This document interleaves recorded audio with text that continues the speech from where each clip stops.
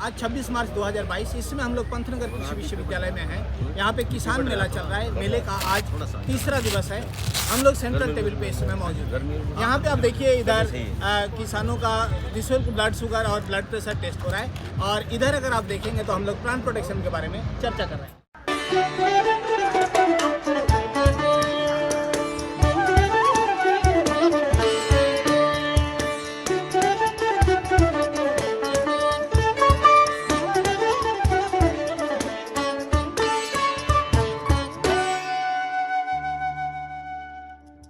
हमारे साथ इस समय एक प्रगतिशील किसान है जेदी साहब।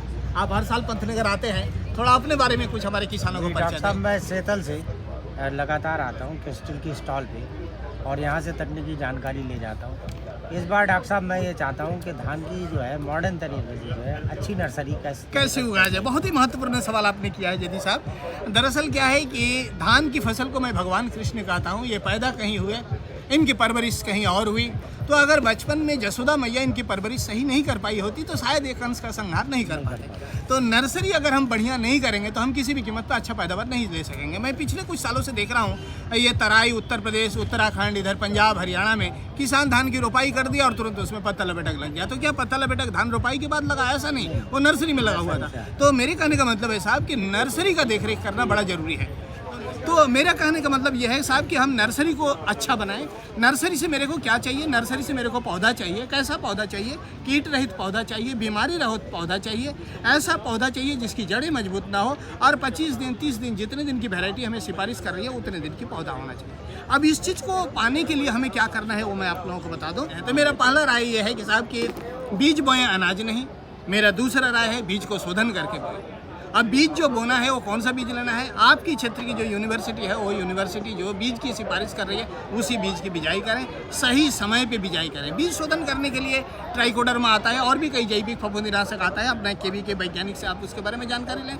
इसके अलावा बेबिस्टिन नाम की एक फफूंदीनाशक आता है, काफ़ी अच्छा है, आप उसका भी चयन कर सकते हैं या कृषि विज्ञान केंद्र के वैज्ञानिक साहब से जानकारी लेकर बेबिस्टिन के साथ और भी सब एंटीबायोटिक मिला के आप उसका बीज शोधन कर सकते हैं। अब इसके बाद नर्सरी कैसे करना है ये एक बड़ी महत्वपूर्ण बात है। नर्सरी को कभी भी चौकोर नहीं करना है। मैंने देखा है नर्सरी किसान चौकोर बना देते हैं। हमें नर्सरी को हमेशा जो बनाना है ये लंबाई में बनाना है और मेरा मानना यह है कि 1 मीटर से ज़्यादा, 2 मीटर से ज़्यादा तो इसका मत करिए, ऐसा मेरा मानना है। और इसी तरीके से आप अगर नर्सरी को उगाएंगे 2-2 दिन गैप देके, 1-1 दिन गैप देके, कितने लोग हैं जिनकी देख रेख में रोपाई हो सकती है उसी हिसाब से आप 1-1, 2-2 दिन का गैप देके और नर्सरी को उगाएं।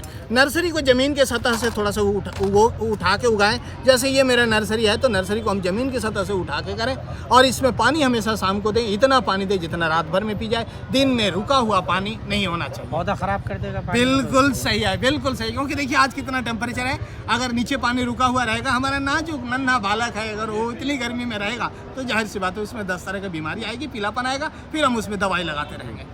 रही बात कीट बीमारी की सुरक्षा करने की, उससे तो 8 से 10 दिन के माथे पे उसमें दानेदार दवाइयाँ लगाएं। दानेदार दवाइयों में निदान आता है, पदान आता है, केल्डान आता है, कार्टाफाइडोक्लोराइड विभिन्न नाम से आती है। आप कार्टाफाइडोक्लोराइड ले सकते हैं, अच्छा है, उसका इस्तेमाल कर सकते हैं। 1 एकड़ नर्सरी के लिए 5 से 7.5 किलो तक लगाएंगे तो ठीक रहेगा। हालांकि हमारा 1 एकड़ नर्सरी नहीं होता है तो उसी हिसाब से हमने अपना दानेदार दवाई 5-7 दिन के माथे पे हमने लगा दिया।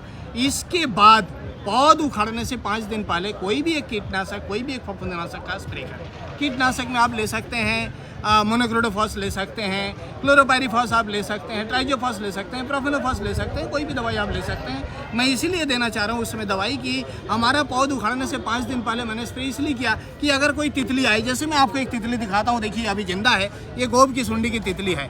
अब ये तितली आती है, आकर के पत्ते के ऊपर अंडा देती है। इसी तरीके से पत्ता लपेटे की तितली होती है, वो आके अंडा देती है। तो क्या होता है, यहाँ से जाकर के हम कीड़े के अंडे की रोपाई करते हैं जिसकी वजह से हमें नुकसान उठाना पड़ता है। तो एक बार हमने दानेदार दवाई दे दिया, पौध उखाड़ने से 5 दिन पहले एक कीटनाशक दवाई, अगर अंडा सुंडी दोनों को मारे ऐसी कोई ओविल हर्बिसाइडल दवाई दें तो ज़्यादा अच्छा है। साथ में एक अगर आपने फंजीसाइड दे दिया तो आप एक कीट रहित, बीमारी रहित पौधे को ले गए। नर्सरी के अंदर जड़ बढ़ाए ऐसी कोई चीज़ों का इस्तेमाल ना करें। अब हमारी कुछ वेराइटियाँ हैं जिसके अंदर बखानी बीमारी आ रही है। जी बखानी आ रही है। जी तो ये बखानी से अपने बचाव के लिए क्या करना पड़ेगा? देखिए सूखे का साल होगा तो बखानी काफ़ी ज़्यादा बढ़ती है। तो ट्राइकोडर्मा हर्जिनियम और बेबिस्टिन ये दोनों ही बखानी के लिए रिकमेंडेड है। तो एक तो नर्सरी के अंदर अगर ट्राइकोडर्मा हार्जिनियम लगाते हैं बहुत अच्छा है, रोपाई कर रहे हैं वहाँ पे भी लगाएं, बहुत बढ़िया रहेगा। और इसके अलावा आप जो कर सकते हैं बेबिस्टिन का भी इस्तेमाल कर सकते हैं। एक और महत्वपूर्ण बात है, सूखे में नर्सरी के पौध को कभी ना उखाड़ें। सूखे में जी पानी लगा के बिल्कुल सही है। सूखे में लेबर उसको उखाड़ देते हैं, जड़ें कट जाती है, जाहिर सी बात है वहाँ पे फंगल प्रॉब्लम ज़्यादा हो जाता है। ये छोटी मोटी बातें अगर आप ध्यान रखेंगे तो मेरा मानना है कि नर्सरी हमारा बहुत अच्छा रहेगा। नर्सरी अच्छा रहेगा तो रोपाई के बारे में हम आगे चर्चा करेंगे, रोपाई हम अच्छा कर ही लेंगे। रोपाई के समय 2-3 चीज़ें ध्यान दीजिएगा। वो जो मैंने बताया था गैप दे करके करना है, हमें खड़ा होकर रोपाई करवाना है।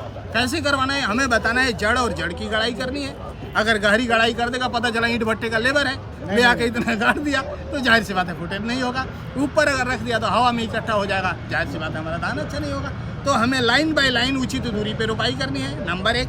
नंबर 2 जड़ और जड़ की गड़ाई करनी है। नंबर 3 खेत को मेड़ों से विभाजित करनी है। नंबर 4 मेड़ पे कोई खरपतवार होने नहीं देना है। ये छोटी मोटी बातें, अब संतुलित खाद और ये सब सारी चीज़ों के बारे में हम बाद में जरूर आपसे बात करेंगे। आप इसी तरीके से आते रहें पंतनगर विश्वविद्यालय में, हमारी तकनीक किसानों को पहुंचाते रहें। आप स्वस्थ रहें, आप संपन्न रहें, इसी शुभकामनाओं के साथ अपनी वानियों को विराम देता हूँ। बहुत बहुत धन्यवाद जयदी साहब। Thank you.